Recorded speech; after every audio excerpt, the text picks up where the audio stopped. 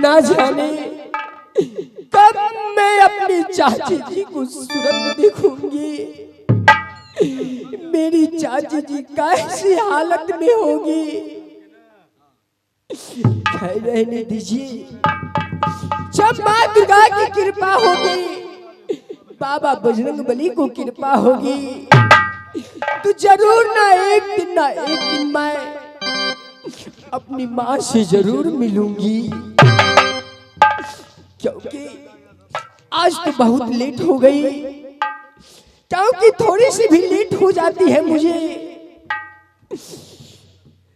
रंडी, हरी कंचना और छोटी भाभी कुलमंती मुझे बहुत बेइज्जती करती है, गंदा गंदा गाली बकती रहती है, रोज मुझे पिटाई करती रहती है।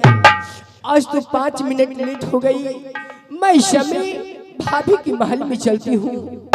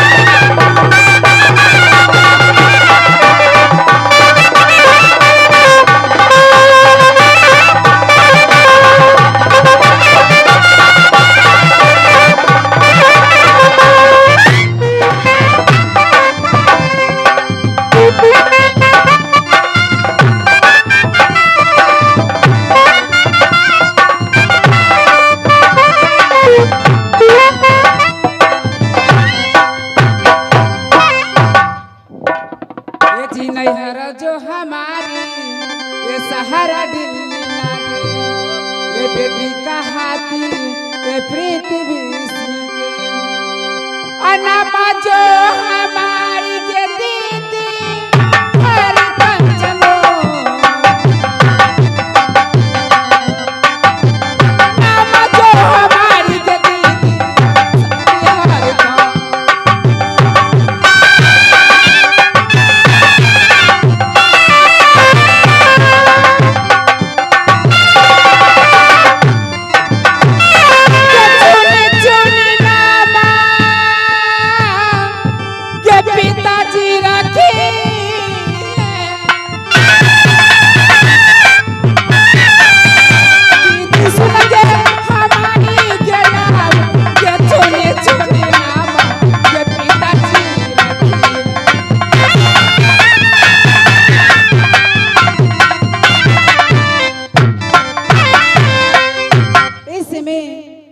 सखी सहेली की बुला रही हूँ। महल में अच्छा नहीं लग रहा है, के कहाँ जाके बैठल के सखी महलों के पास।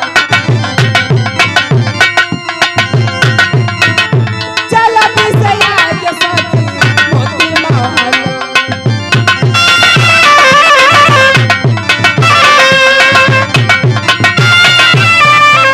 के चल बिसया के मोती महल।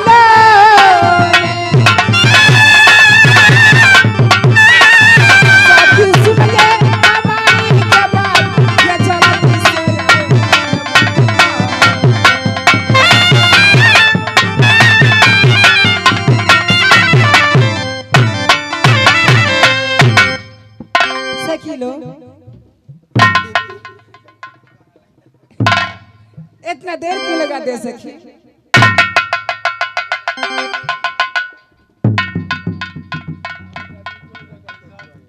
भाभी जी। हाँ ननद गौरा जी, प्रणाम। खुश रहो। प्रणाम। जैसे उम्र बड़ी गंगा की, जैसे उम्र बड़ी तो है।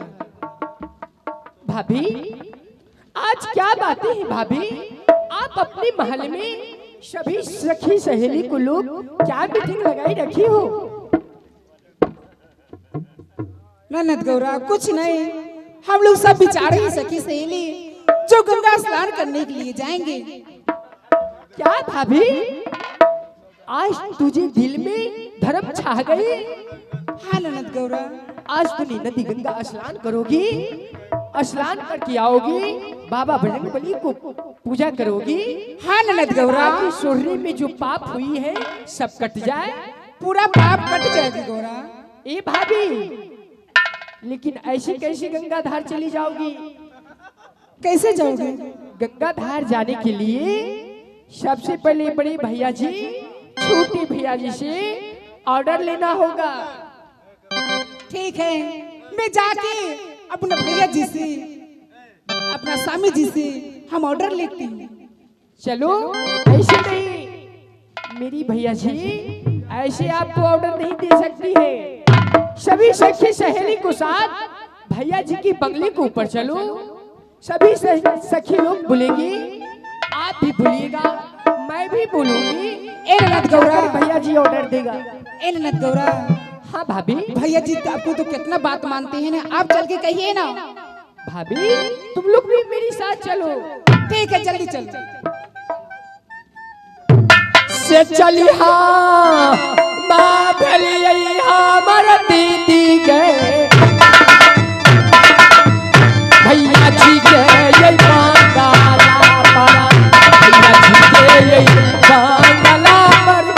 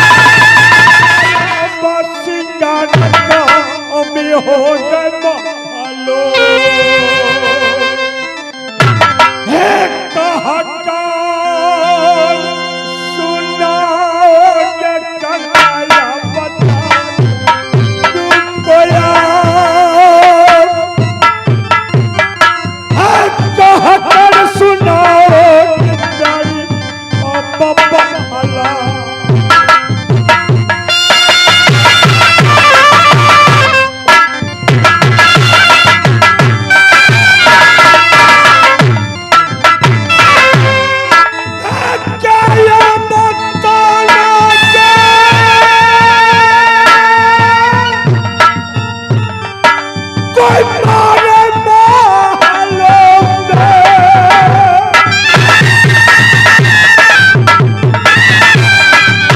अंडा सुनेगी कि हक्का धमाल।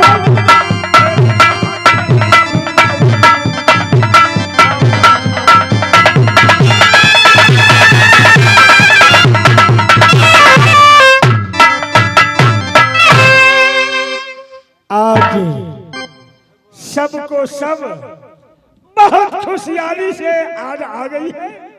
हाँ स्वामी जी, हम लोग की बहुत लालसा लगा है कि जाके गंगा घाट जाके स्नान करें।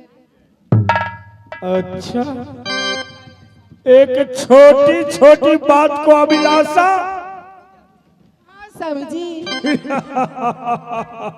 हाँ घरवाला। महाराजा झगड़ू को सामने में तुम लोगों को कोई अभिलाषा लगना कोई उचित बात है? तुम लोग हाथी पर चढ़ने के लिए तैयार होगी तो मैं आदेश कर दूंगा तुम्हें हाथी पर चढ़ा करके दुनिया के। हाँ घरवाला।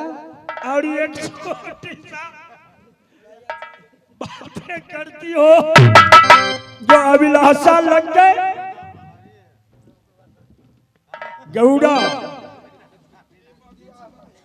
भैया जी, आज क्या बात है रे जो सब को सब मेरे बंगला तक आ गई हो? क्या मीटिंग किए हो? हाँ भैया जी, आज हम लोग बहुत अच्छी मीटिंग की हुई हूँ। हाँ भैया जी, आज हम लोग का दिल में अभिलाषा है कि मैं सभी सखी सहेली को, छोटी भाभी, बड़ी भाभी को लेकर गंगा घाट जाऊं, गंगा स्नान करूं, स्नान करके आऊं, बाबा बजरंगबली को पूजा करूं ताकि सूर्य का पाप कट सके। अच्छे सोचे हो तुम लोग। गंगा स्नान करके तुम बाबा बजरंगबली का पूजा करोगी? हाँ भैया जी। धन्य हो, धन्य हो। कागा भैया जी, आज क्या बात है?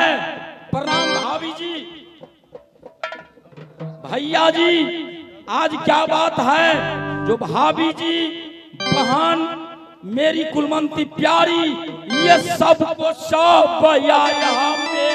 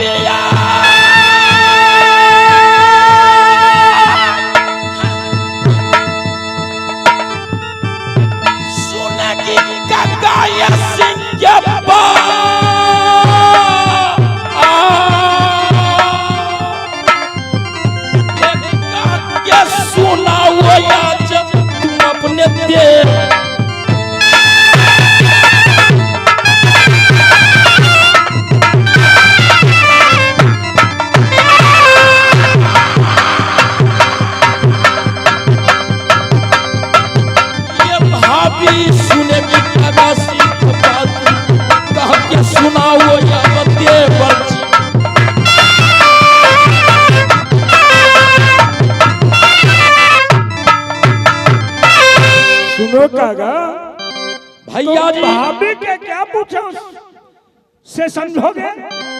महारानी छोटी रानी से जाकर के बातें कर ले। भैया जी, मेरी प्यारी कुलमंती आपको देख रहे हैं तो शर्मा रही है। ऐ प्यारी, स्वामी जी, क्या बात है जे आज तुम 16 सहेली लेकर के मेरे बंगला तक आई है? तुम महल से बाहर कभी नहीं निकलती थी। स्वामी जी, बड़ी दीदी ना गंगा स्नान करने जा रही है। बहन गौरा। हाँ भैया जी। हाय हाय हाय हाय, हमारे दोनों भाई को जवानी में तुमको कोई चीज का दिक्कत है? ए भैया जी, दो भाई जिनको घर में हो, जिसका एक बहन कुमारी है, सही बात। उस बहन को क्या चीज की दिक्कत रहेगी? तो आज क्या बात है जो भाभी के लेकर के तुम बंगला पर आई है? भैया जी, गंगा स्नान करने के लिए जाऊंगी। क्या तुमको गंगा स्नान करने का अभिलाषा है? हाँ भैया जी। ठीक है, भैया जी ने ऑर्डर दे दिया। वही तो ऑर्डर लेने के लिए आई हूँ। जा सकती है, लेकिन कान खोल के सुन लो, कोई किच्छा गड़बड़ तुमको नदी गंगा पर समझी के लिख का पार माना गंगा सिंह के ये लिख का पार माना भेजना मेरे स्वर।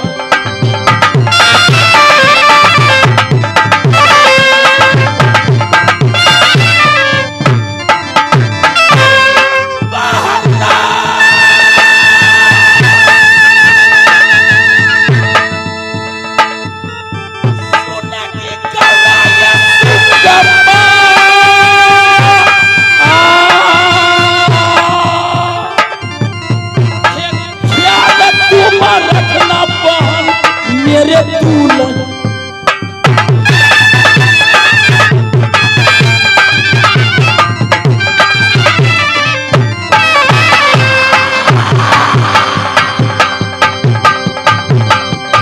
बहना सुनेगी गौरा मेरी बात, ख्याल रखना मेरे भाव।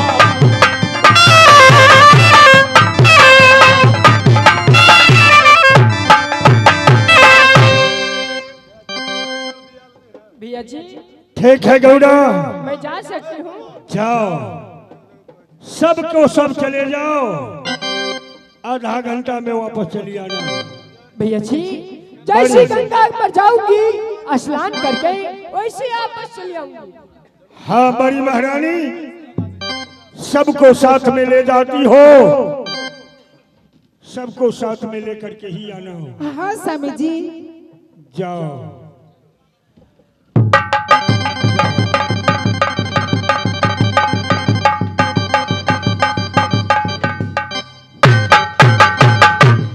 कागा भैया जी, कितना समय हो रहा है?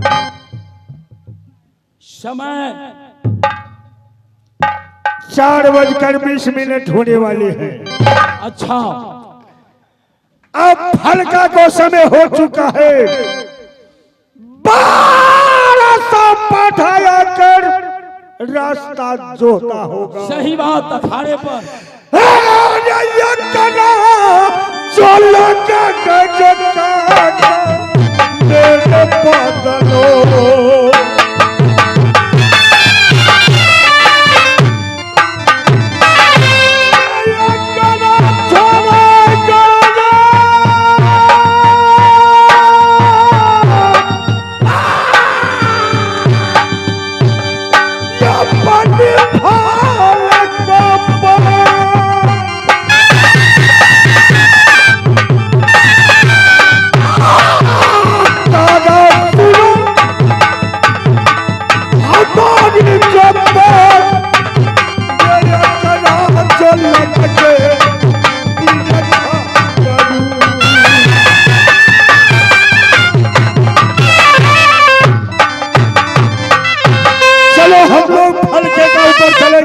चलिए कुश्ती लड़ेंगे। सही बात। बदन को आंकड़ा छोड़ाएंगे। क्यों नहीं? भैया सुनो, कगार मेरी बात, रे हो जा तुम तैयारी।